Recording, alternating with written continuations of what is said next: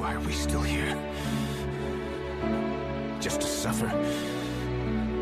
Every night, I can feel my leg, and my arm, even my fingers. The body I've lost. The comrades I've lost. Won't stop hurting. It's like they're all still there. You feel it too, don't you? I'm gonna make them give back our past. What up, guys? A new season of Club.GG is starting. Join my team, Broken Champions, because we beat up those broken champions. If you don't know what Club.GG is, it's an app on your computer that lets you play League of Legends for free skins. All you gotta do when you're playing, pick a challenge, click start the challenge, and then boom, you're competing versus other people in other clubs for those skin tokens. Shout out to my top 10 players. I said last week that the #1 player would get a free skin from me. And guess what, Talented Mael? You're getting another free skin. Good job, dude. This week, the top players or player with the most kills, assists, and CS in my club will be entered into the King of the Rift challenge, which happens next week, where Club.GG is giving away their biggest prizes ever. So get hyped for that, and I'll give you guys more information on the prizes later. But for a bonus this week, if you play on Tuesday, Wednesday, or Thursday, you have a chance to win a skin for the champions you see on the screen. Welcome everybody to Economics 9.7 Ekko University, where we talk about everything Ekko for patch 9.7. And then once again, this patch brought some dark times to us Ekko players, but it's okay. Professor Maxske Ekko here is going to teach you guys how to survive the dark days with Ekko and still get that elo. So let's get into the best runes, the best builds, the must bans, and Ekko's patch rating for patch 9.7. Alright guys, I'm going to show you 2 rune pages. You guys know what these rune pages are, but there are slight changes to these rune pages. So firstly, we have Domination Sorcery and go Electrocute, Sudden Impact. The third row is different though. You got Zombie Ward, Ghost Poro, and Eyeball Collection all got changed. Now they all could potentially give you 30 AP at full stacks, but I still believe that Eyeball Collection is the best. Why? Because Zombie Ward, you have to kill wards. That takes, unless you're taking Sweeper and then you magically like run into a lot of wards, then you kill them. But if you don't run into wards, then you may never fully stack it. How many wards do I kill? It depends how many wards you kill per game. If you're killing 10 wards instantly per game, then maybe it's worth it. But if you're not going to kill 10 wards, especially early on in the game, then I don't think it's worth it.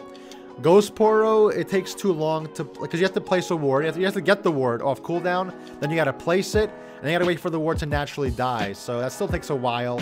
And if the enemy kills your ward, then boom, you lose the AP. Eyeball Collection, you're playing an assassin, you're playing Ekko.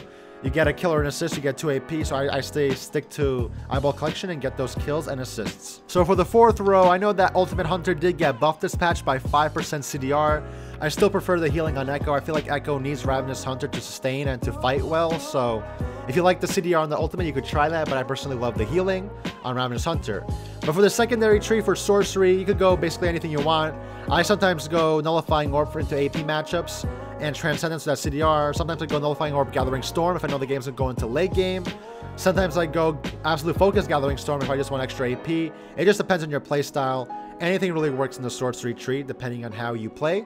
So you guys could do anything you want there. And then for the flex stats, always go double AP. And then the last row, just go either MR versus AP or Armor versus AD. And this is the rune page that I use more often now.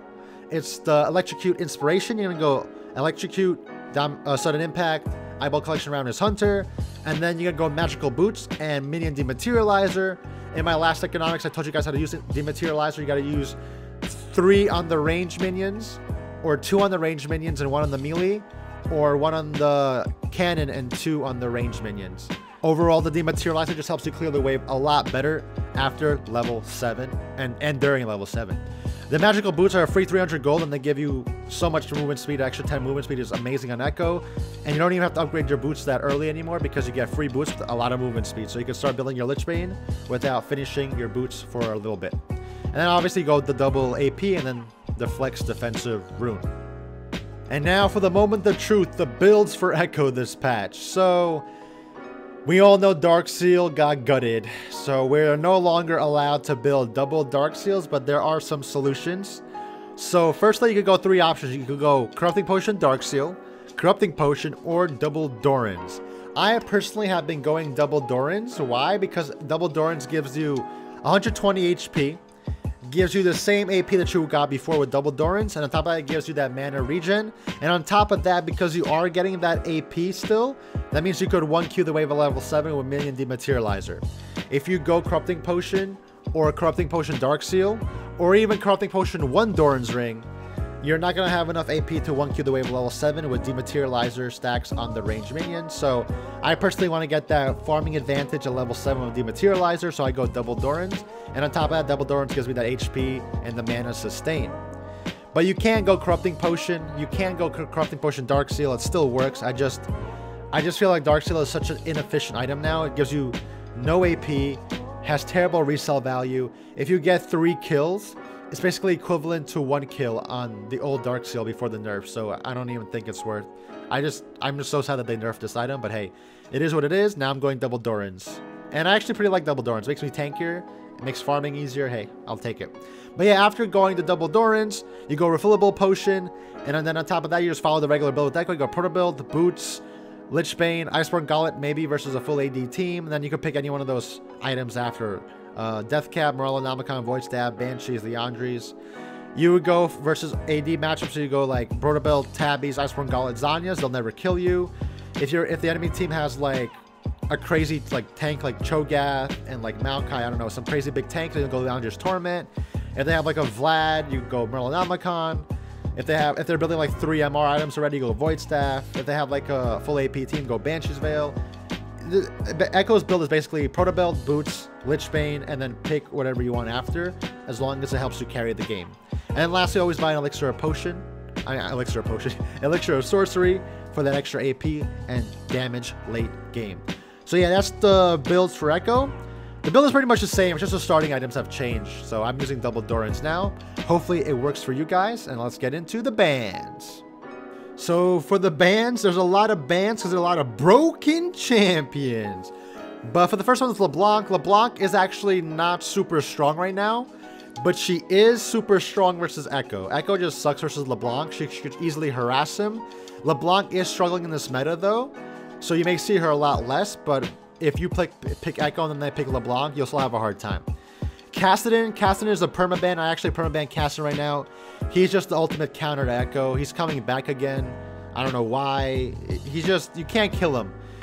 After like 15 minutes of the game, if your jungler didn't permacamp Kassadin, he'll 1v9 the game because he's just one of those champions. Ryze is Ryze. He just beats you because he's your melee. He's ranged, point and click CC, auto attack, machine, god, boom, boom, click, click. Yeah, we're not going to talk about Ryze.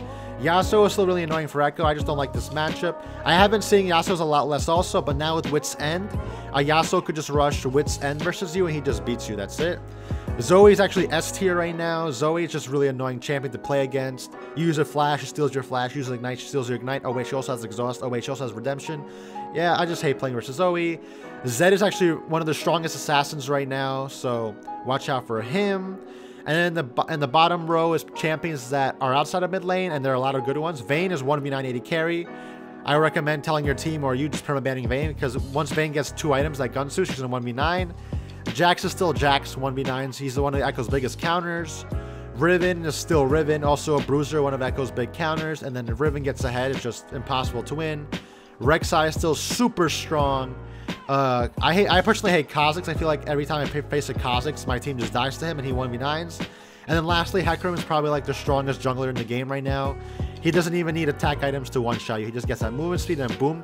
Even if you have wards, he'll run 3,000 miles past the ward and before you can even get away and just kill you. So those are the bans for this patch. A lot of annoying stuff. Even if you have 10 bans, that's not even enough. So hopefully the bans are on your side. So for Ekko's patch rating this patch, I'm giving him a C+. I don't think I ever gave Ekko a C rating in any of my economics videos for the last year. I think ever. Because I never wanted to give Ekko a C, but I think it's C+ time. Ekko needs to do some studying. But I think Ekko is a B grade champion. I think he's a B. But because the meta is like really annoying right now, I think he's a C+ because of the meta. Why is the meta annoying? Obviously we have like Wit's End got buffed, Dark Seals got nerfed. Champions like Yasuo, Aurelia, Even a lot of champions who build Wit's End and just counter Ekko completely. But on top of that, Zoe, Casten are still so strong right now. Just a lot of bad matchups, but I don't even think that's the worst part. Like, Bruisers and all those champions have been around already for a couple of months. The problem is bot lane is back. Bot lane is 1v9 again. If your bot lane loses, they're losing by like 20 kills, and enemy bot lane's in a 1v9 in the game.